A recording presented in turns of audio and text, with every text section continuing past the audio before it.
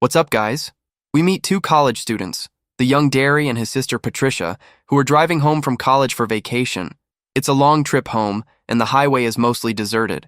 They entertain themselves however they can, sometimes reading the license plate numbers of the rare cars that pass by and turning them into jokes, teasing each other and speeding up to overtake the car ahead of them. Suddenly, a small truck appears behind their car at high speed. It starts honking furiously and pretending it's about to crash into them. Derry tries signaling for it to pass, but the driver keeps honking and making crazy maneuvers. Finally, when Derry moves into the opposite lane, the truck speeds past the students and drives away. The frightened siblings curse after the van leaves, then remember that on the same highway, although hundreds of miles away, the car of graduates Kenny and Darla had once been found, but their heads were never recovered. The incident happened about 25 years earlier and had become a local legend. After driving a little farther, they spot an old rundown house near the road, and beside it is the same small truck that terrified them. Near the house, they see a strangely dressed man removing something shaped like a human body wrapped in a white sheet stained with red spots from the van and throwing it into a large pipe sticking out of the ground. Derry and Patricia find it sinister and try to call the police, but the cell phone battery is dead. The truck starts chasing them again, and this time it repeatedly rams their car without trying to pass them. Derry drives off the road and into a field, causing the truck to finally leave them alone and continue down the highway. After inspecting the damage to the car and making sure it still works, Derry suggests going back to help the person thrown into the pipe if they are still alive. Patricia disagrees, but Derry convinces her. The two cautiously drive back to the mysterious place and, upon approaching, discover that it is an abandoned church filled with crows. They carefully approach the pipe, which leads somewhere into a dark underground chamber with a terrible smell coming from it. Derry thinks he sees and hears something, and despite his sister's objections, the fool climbs inside while Patricia holds onto his feet. He then sees rats, gets scared, and starts kicking wildly. Patricia can no longer hold him, and the idiot falls to the bottom of the pit, unable to climb back out. After saying he is fine, he notices a body wrapped in cloth that moves slightly. Derry approaches and is horrified when something touches his legs. He tears open the cloth and sees a dying man whose stomach has been cut open and stitched shut with iron wires. The man tries to say something, but after convulsing, he dies. Derry sends Patricia to get help while he searches for another way out, believing he is in the church basement. There, he discovers dozens of corpses and several strange devices. Soon he realizes that the entire ceiling and walls are covered with hundreds of bodies attached to them, including Kenny and Darla, whom he identifies by their ring. Patricia sees a truck approaching and panics, unable to start the car. However, the approaching truck is not the same one that had chased them earlier. Patricia is startled again when Derry suddenly appears after escaping the basement. He is silent and completely traumatized. Patricia drives them into a small nearby town. Before entering a restaurant, they see the rusty truck returning to the church. Inside the restaurant, they ask to contact the police. Suddenly the phone rings, and an unknown woman describes Derry's appearance as well as the fact that he discovered the place beneath the church full of bodies. She says the place belongs to the creature, and that nobody knows where it came from. The woman also mentions the song Jeepers Creepers, warning Derry that he should run the next time he hears it. Derry then tells everything to the police, but they are skeptical of his story, and even Patricia struggles to believe him, especially when Derry mentions seeing 500 or 600 stitched-together bodies. When the students return to the car, they find it open as if someone had been inside, going through their clothes. The waitress confirms that she saw a strange man there sniffing the siblings' clothes. They also notice fingerprints on the car door handle, and now the police begin taking Derry's testimony more seriously. Everyone heads toward the church while Derry and Patricia discuss what happened, unable to understand how someone could drive from the church and back so quickly. The police receive information that the church is on fire. Firefighters are already there and no one can get close. They also discover that the fingerprints on the car belong to a dead man. Soon afterward, they hear something land on top of the police car. While the siblings are talking, a humanoid creature wielding an axe kills the officers escorting them and throws one officer's head onto Derry's windshield. After slamming on the brakes, the siblings get out of the car and see the police vehicle stopped ahead. Patricia approaches it and sees the monstrous humanoid creature inside the cabin and the severed head of an officer lying on the road. Back inside their car, the siblings watch as the monster exits the patrol car whistling, picks up the head, sniffs it, and then eats the tongue. Derry and Patricia drive away while the monster loads the officers' bodies into its truck. Patricia spots a house nearby and decides to approach it. An elderly woman who owns many cats lives there. She opens the door for them but soon notices the monster approaching the house. The old woman points a gun at it and demands that it leave. However, the monster does not react. When it finally moves, the woman fires, but the devilish creature dodges the shot with incredible speed and slips into the house. The old woman goes inside to investigate, leaving the siblings outside. 2 gunshots are heard, and then Derry notices the woman standing motionless in one of the windows. In reality, the monster is holding her by the neck. It throws her aside and goes after the siblings, who escape in their car. The creature jumps onto their hood, but they manage to throw it off by reversing suddenly. They then drive forward to hit the monster, but it easily leaps over the car. They try again and finally manage to strike the creature. To make sure, Patricia repeatedly runs over the fallen monster several times. Then they see a wing emerging from the back of the apparently crushed creature, slowly flapping before falling still. After running over the creature one more time, the siblings drive toward the nearest town. Derry and his sister arrive at the police station and call home from there, promising to arrive within a few hours. A woman named Jez suddenly enters the station calling the siblings by name. She is known as a local psychic and is the same woman who called the restaurant earlier. She explains that every 23 springs, for 23 days, the monster awakens and begins feeding on the organs of people it likes. The organs replace its own body parts, and it especially enjoys the smell of fear. Despite everything they have survived, the siblings refuse to believe her story. The monster soon arrives at the station in its truck, limping slightly, and cuts off the electricity. The siblings panic, insisting they ran the creature over several times and that it could not possibly still be alive. Jez says the monster has apparently eaten too many hearts to die that easily. A police officer checking the prison cells in the darkness notices that the bars of one cell are bent open. The monster, after removing its clothes, is inside devouring one of the prisoners. Moments later, the creature attacks the officer as well. The police try to evacuate Patricia and Derry to a safe place. A squad of officers tracking the creature loses sight of it when it runs along the wall to the second floor where the siblings are hiding. Along the way, the monster rips another officer's heart out. Jez attempts to stop the creature with a prayer while Patricia and Derry escape upstairs, but it does not work. The creature dislikes her smell and therefore leaves her alive. The students run into the interrogation room, but there is no exit. The monster watches them through the 2-way mirror before entering the room. It grabs them and sniffs them both, but Derry smells more appealing to it. Because of that, it leaves Patricia behind. A squad of officers storms in and prepares to shoot. Patricia desperately begs the creature to take her instead of her brother, but it spreads its wings, smashes through the window, and flies away carrying Derry. Patricia screams helplessly into the empty sky. The next morning, a devastated Patricia remains at the police station.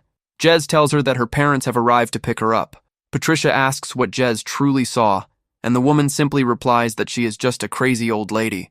Patricia leaves the station and looks up at the sky once more, noticing a crow flying overhead. The bird flies toward an abandoned factory building where many other birds are gathered, and the sound of music playing on a gramophone can be heard. The building is now the monster's lair, and the creature is seen working on something horrifying. Hanging there is a piece of skin belonging to Derry, with empty holes where the eyes should be. The monster is now using Derry's eyes as its own. Sometime later, the story explains more about the creature known as the Creeper. It is a supernatural bat-like being that appears every 23 years to feed on humans for 23 consecutive days, possessing the ability to regenerate itself by consuming human organs. 23 years later, a young boy is placing scarecrows in the middle of a cornfield.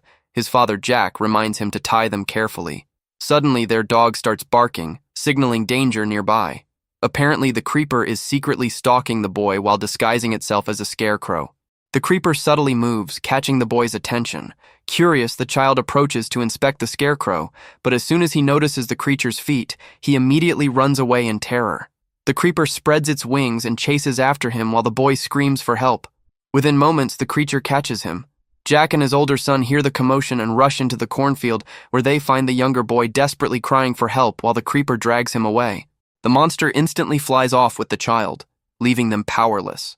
The following day marks the 23rd and final day of the creature's feeding cycle. A bus full of student athletes is traveling along a highway near the cornfield. The team is celebrating their recent championship victory while enjoying the ride. Suddenly, the bus stops on the road. The driver steps outside to inspect it and discovers a shredded tire. She then finds a sharp shuriken blade responsible for the damage. The coach examines the blade and realizes it is made of bone, which terrifies him. Meanwhile, the students hear a radio broadcast discussing the excavation of the ruined church that serves as a memorial to the creeper's victims. Authorities apparently discovered hundreds of preserved bodies stitched onto the ceiling of the ruins. All the bodies are missing a body part or organ, and officials believe some of them are over 200 years old. Back at the cornfield, Jack's older son, Junior, is with the dog when he discovers the creeper's dagger lying on the ground. He runs home and shows it to his father, who is still mourning the loss of his younger son. The dagger appears to be made of human skin. Jack grabs it, and it suddenly flies through the air. He realizes the weapon has a telepathic connection to the creeper and automatically returns to it. Because of this, Jack comes up with the idea of building a harpoon using the dagger so it can automatically track and hit the creeper. At this point, he is fully determined to avenge his son. Back on the bus, the driver attempts to use the radio to call for help, but gets no signal. The coaches try their phones as well without success. Eventually, the driver decides to continue driving despite the flat tire. That night, one of the student athletes, Minxie, begins dreaming. In the dream, Derry appears pointing in the opposite direction of the bus, seemingly warning her about danger ahead. The young boy kidnapped earlier also appears, warning her to turn back. Suddenly, the creeper comes sprinting toward the bus and throws a shuriken at it. Minxie wakes up just as a shuriken strikes the tire in reality. The tire is completely destroyed, leaving the bus stranded in the middle of nowhere. Moments later, a passing car drives by, and the coach tells them to look for highway patrol if they see any. The coach places emergency flares on the road, while the driver inspects the tire and finds another shuriken. This one is made from Derry's belly button. As the coach places more flares along the road, the creature suddenly snatches him away. The students are confused because they did not actually see what took the coach. The driver quickly orders everyone back onto the bus due to the possible danger. Within moments, the creeper instantly abducts the driver as well. The horrifying scene leaves the students completely stunned.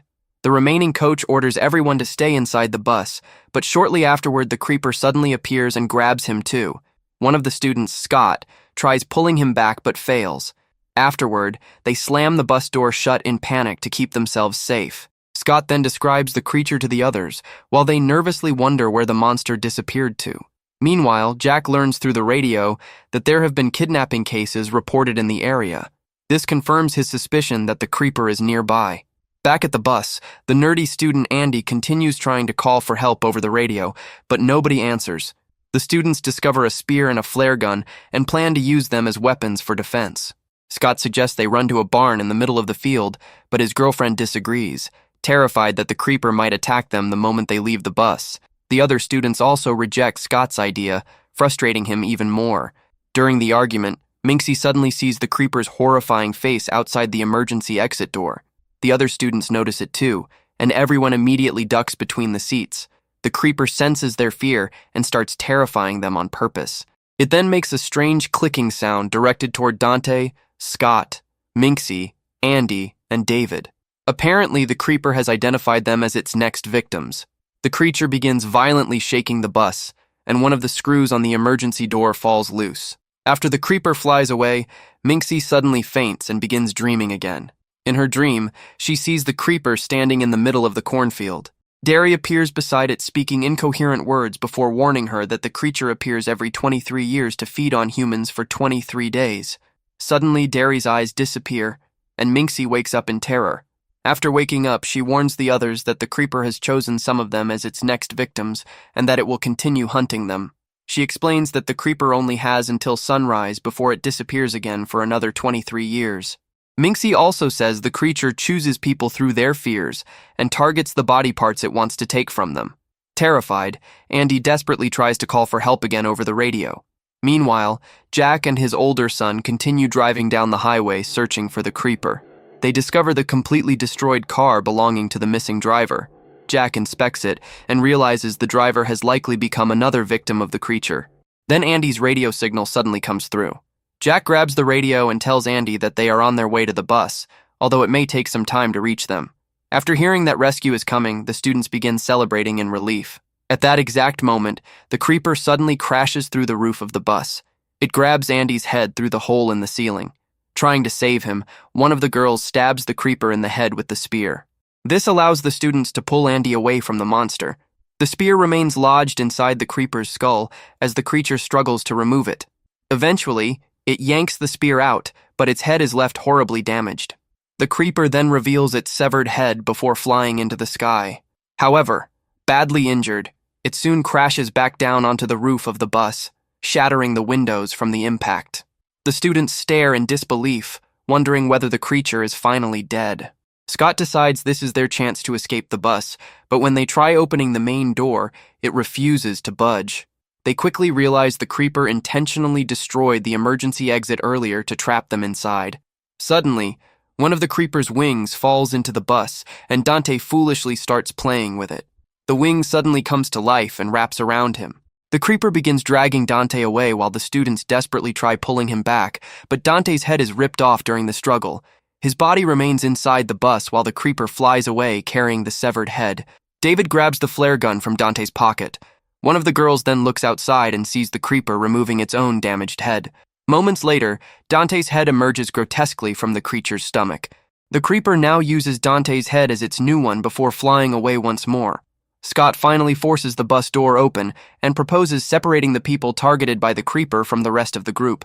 Rescue is supposedly coming, but Scott believes it may arrive too late. He wants the targets to leave the bus in order to protect everyone else. David becomes furious and points out that Scott himself was one of the chosen targets too. David convinces the others to abandon the bus entirely so Scott can keep it to himself if he wants. Everyone exits the bus while Scott reluctantly follows them. One student remains inside and locks the door behind him. Moments later, the group spots the creeper flying nearby, causing everyone to panic and run back toward the bus. Unfortunately, the door is locked, leaving them stranded outside. With no other choice, they sprint through the cornfield. The creeper throws a shuriken that strikes one of the students in the head, killing him instantly. The others continue running while the creature throws a dagger that pins Scott's arms to a tree. David and the others rush to free him. David manages to pull the dagger out, but the creeper instantly drags Scott away into the darkness. Back near the bus, the student who locked himself inside remains there with his friend when Andy quietly sneaks back in. Suddenly, the creeper appears and grabs Andy, but its attention shifts when Jack finally arrives with his son. Jack immediately fires his harpoon and successfully hits the creeper while it attempts to fly away. The harpoon is attached to their vehicle, causing the creature to drag the entire car behind it. Eventually, the creeper tears the harpoon free, sending it crashing back toward Jack's vehicle. Thankfully, it misses his son. Jack reloads the harpoon while the creeper prepares to attack them again. The creature charges toward them, and Jack fires once more, successfully striking it again. Even so, the monster survives and continues flying away while still attached to the harpoon rope. The rope slices through the roof of the bus and drags the vehicle violently before disconnecting, finally allowing the creeper to escape freely once again. Meanwhile, David and another student find a crashed vehicle nearby.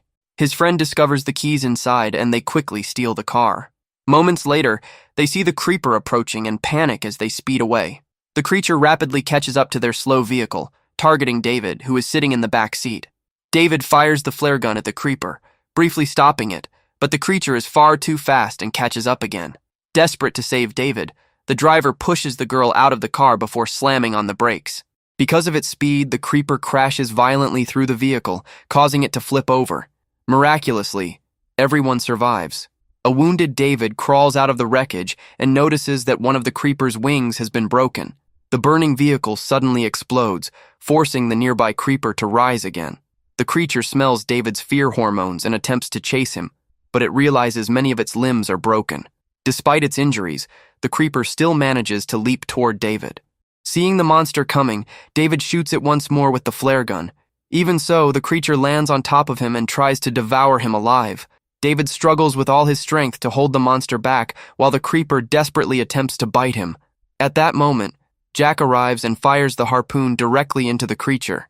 The wounded creeper tries to move despite its horrific condition.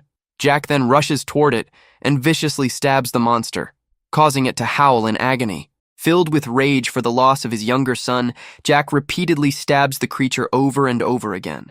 The monster eventually bleeds heavily and glares directly at Jack while its body slowly twists and bends unnaturally. Soon afterward, the creeper curls into a cocoon-like shape and stops moving completely. Minxie warns everyone that the creeper is not actually dead. According to her, it merely stopped moving because its feeding time has ended. Jack stabs the creature again and coldly replies that it looks dead enough to him.